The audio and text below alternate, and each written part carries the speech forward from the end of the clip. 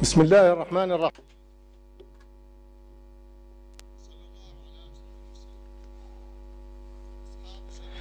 Excellencies, heads of state and government, dear colleagues, Excellency, President of Brazil, Mr. Lula da Silva, Excellency,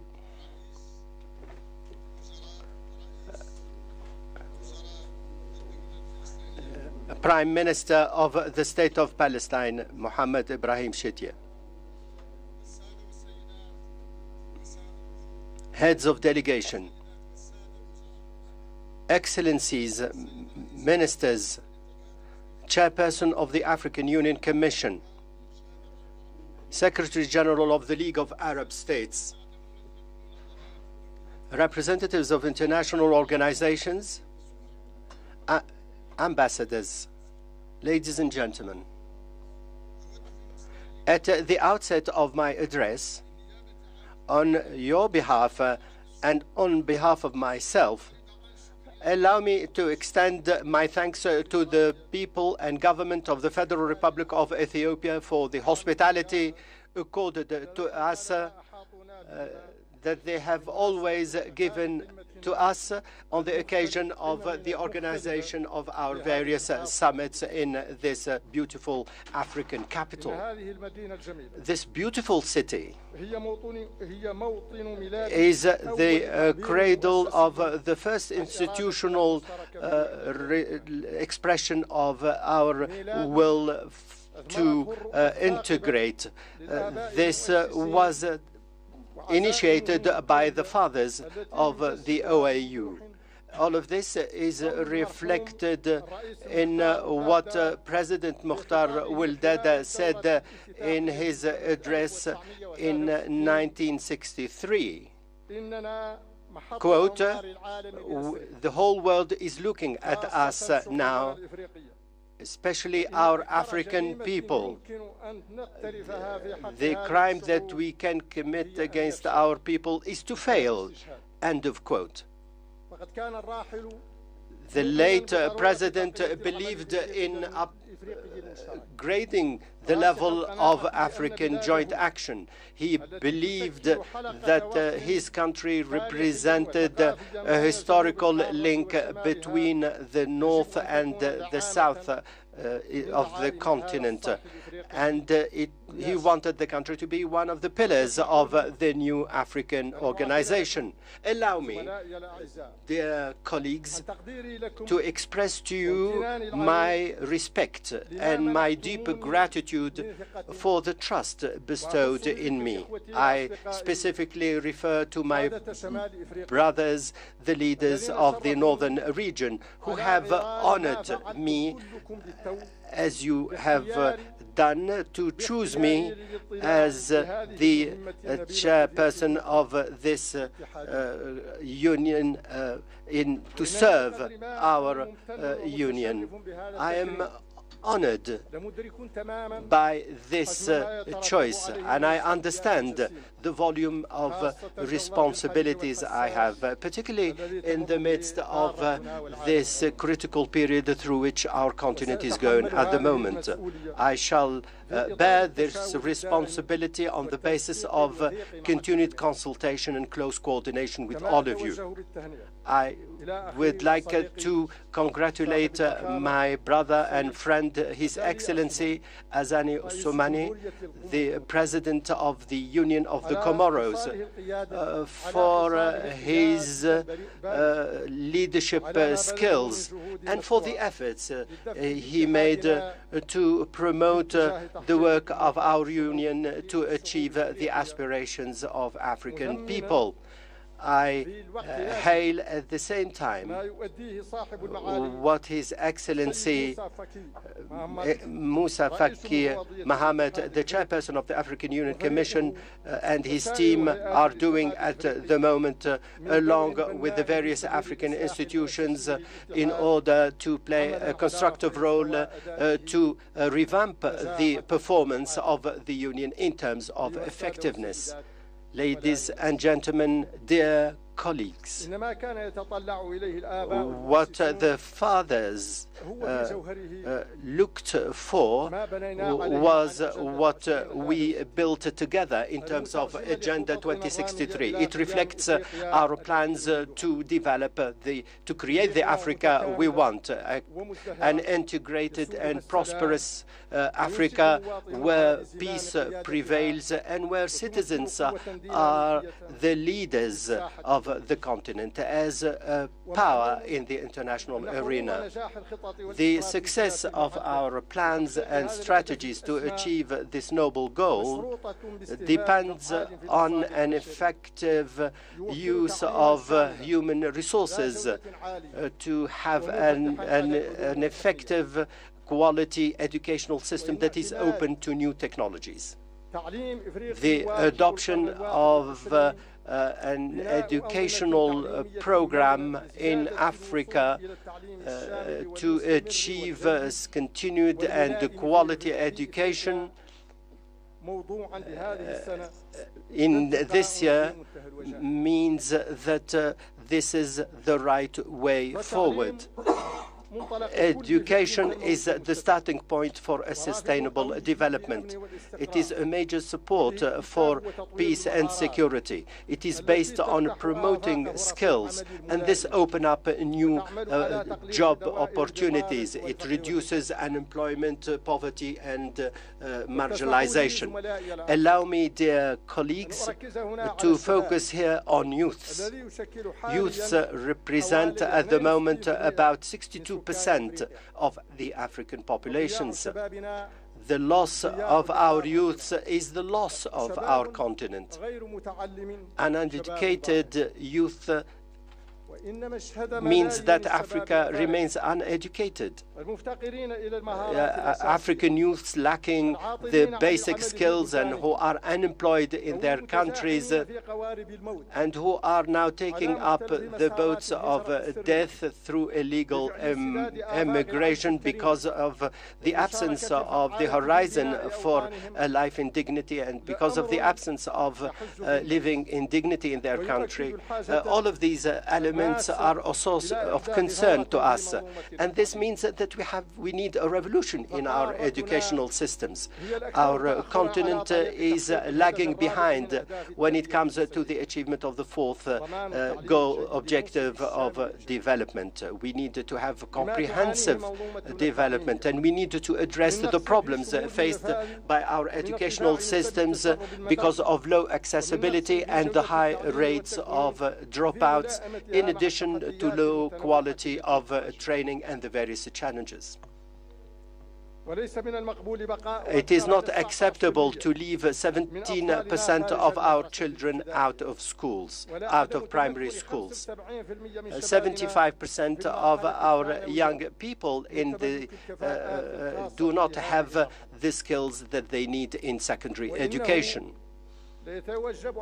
We all have, as governments and civil society and various actors, we have to deploy further efforts to mobilize the human and technical and financial resources to create a revolution in our educational systems. The aim is to provide our girls and boys on equal footing with the same opportunity to have the necessary skills on a continuous basis.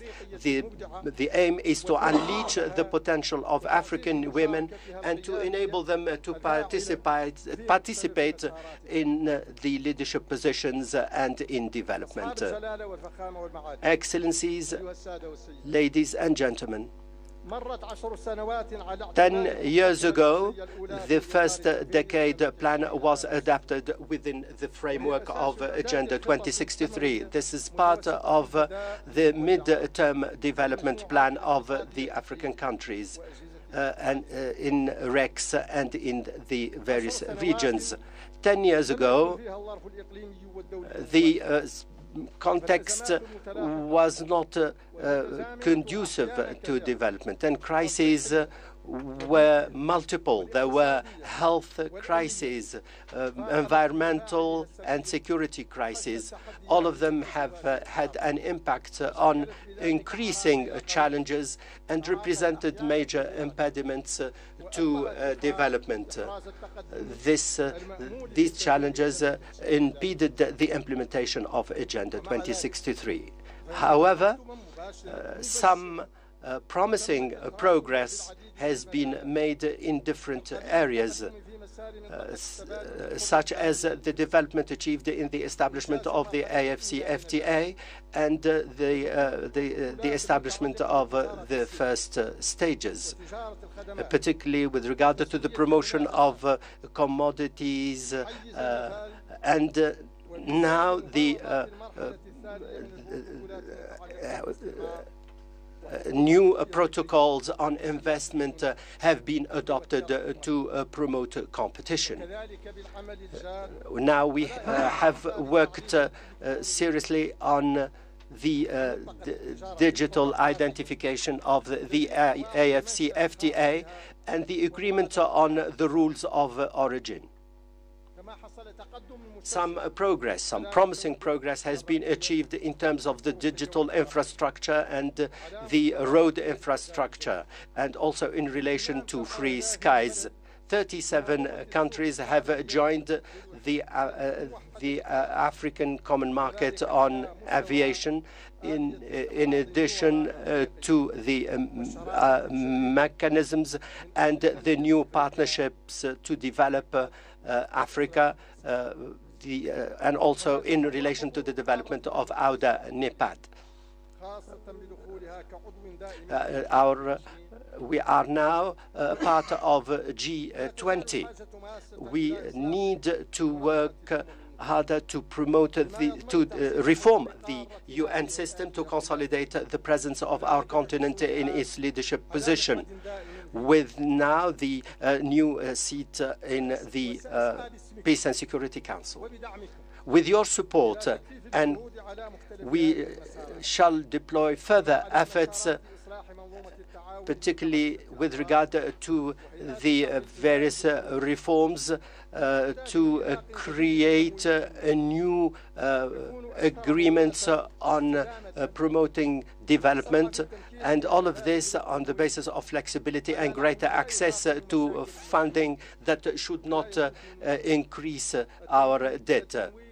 We also hail the efforts made by the African Development Bank in this regard. I shall work with you to establish in favor of a multipolar system that is more balanced and fair, and which takes into account the interests of the least developing countries, and where our continent has a voice that is heard. The current international system, as it is now, is characterized by bias and double standards at the expense of the weaker and the least developed countries. And this has an impact on the rights and the causes of our continent. To understand the need for this international system to be reformed, we need to look at what is happening in Gaza in terms of destruction and the violation of international legality, in addition to the violation of human rights. The international community is not putting its weight to stop the war and to have a ceasefire and to provide the population with assistance. All of this to ensure the Palestinian people's right to establish an independent state with Eastern Jerusalem as its capital in line with international law. On this occasion, I am proud of the positions of the African Union, which reject injustice and which are based on promoting international law, particularly when it comes to the Palestinian cause. Excellencies, ladies and gentlemen, in spite of the progress made here and there, in some areas, slowness is still the characteristic of our work. Thus, and within the framework of the decade 2024-2034, we need to intensify efforts to deal with the situation in different areas in the continent. Over 600 million Africans do not have access to electricity in the 21st century. Our continent has over 50% of utter poverty in the world, and it has, whereas it has 25% of arable land in the world. It only contributes 10% to the world agricultural produce. This is a continuous threat to its food security. We all know there is no sovereignty with effective food and systems that are sustainable. The Ukrainian-Russian crisis shows our limited capacity to face the crisis because of the trouble we witnessed in supply chains. Our continent is going through a paradox. There is a gap between the tremendous human resources, the strategic position of the continent, in addition to the various natural resources that can make it a continent of peace and prosperity, and the reality that is characterized by poverty and marginalization. And to address this paradox, we need to mobilize all the resources in order to ensure an effective implementation of the second decade plan 2024-2034.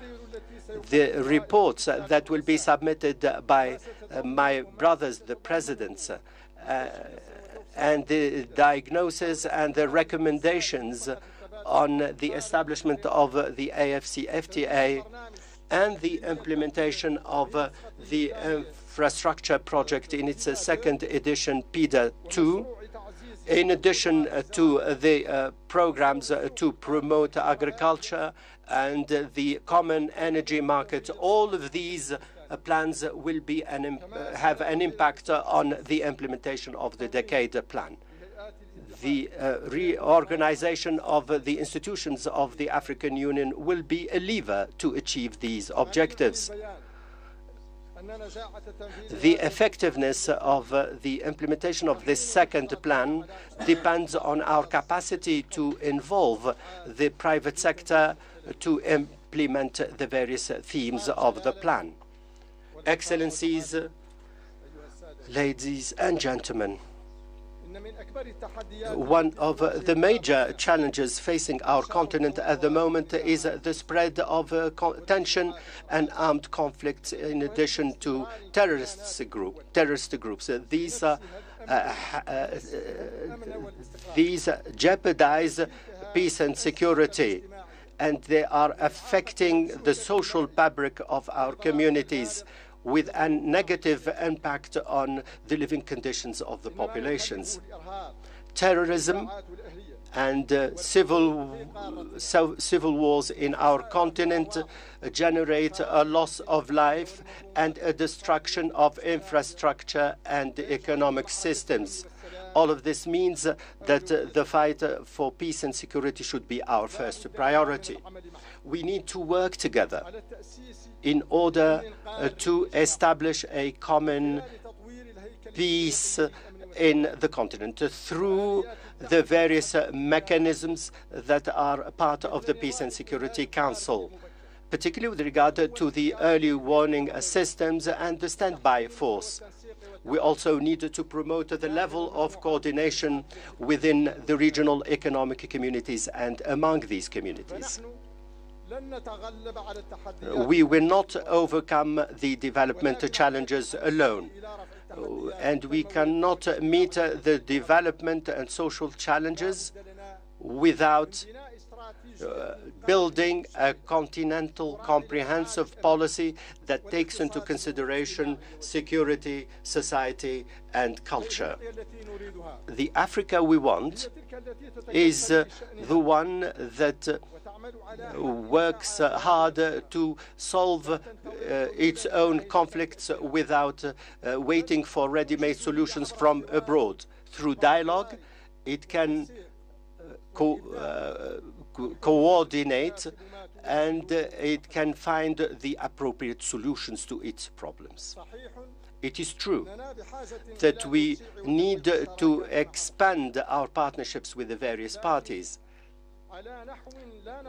but we should not be an arena for competition among others, which is detrimental to us economically, socially, and also from a security perspective.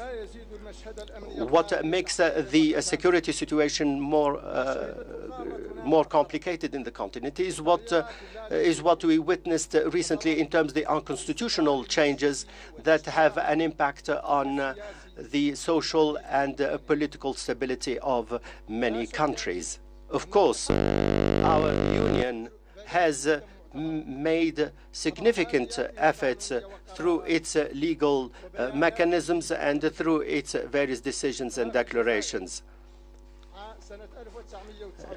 As we did in Algiers in 1999 and in Lomé and Accra in 2020 to deal with unconstitutional changes. But this did not prevent the return of unconstitutional change in our continent. All of this means that we need to work together to consecrate the rule of law and to establish real democracies that guarantee a peaceful alternation of power on the basis of stability and transparency. All of this requires that we need to pacify the political situation and overcome social conflicts and ethnic strife through dialogue and consultation. We need to improve social governance, economic governance, and political governance in general. Today, more than ever, we need to be inspired by African wisdom, the spirit of dialogue, and the search for consensus to manage the various crises. So we need to be innovative to bring back stability and peace to our societies. We need to improve economic, social, and political governance. We need to improve environmental governance. In spite of our weak contribution to the pollution which is leading to climate change, we are the most affected by this change in terms of floods, desertification, and the deterioration of our environment.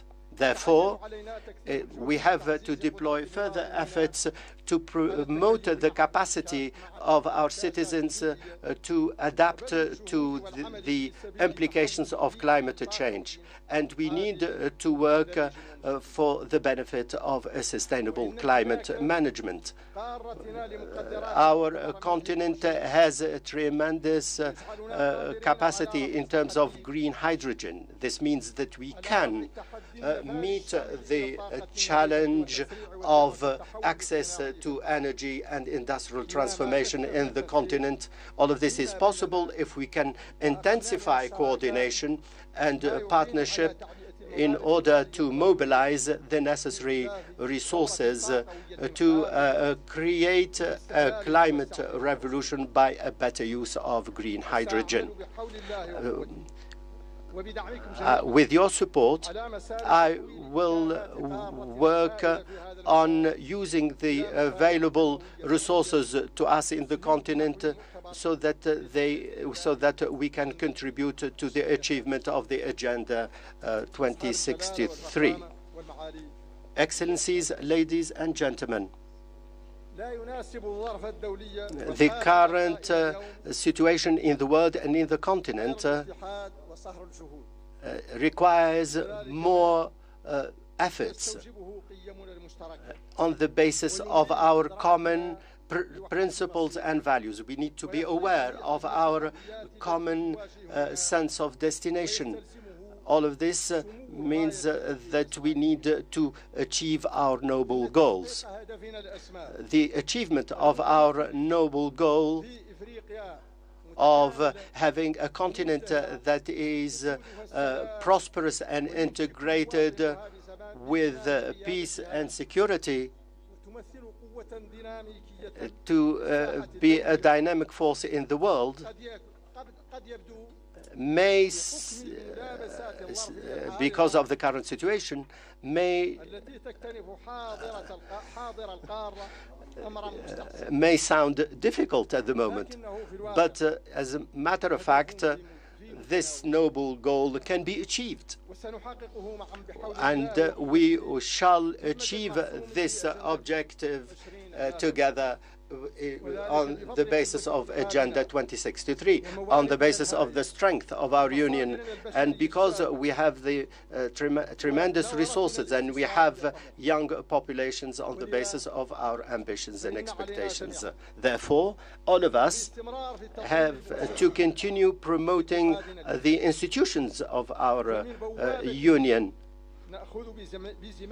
In this way, we can have a better control of our future and affairs, and we can increase our integration and unity. And in this way, we can meet the expectations of our people, the legitimate expectations, as shown in Agenda 2063. I call upon for more unity and efforts to meet the challenges faced by our continent. I declare open this summit of the heads of state and government of the African Union, and I wish you full success in your deliberations. I thank you very much.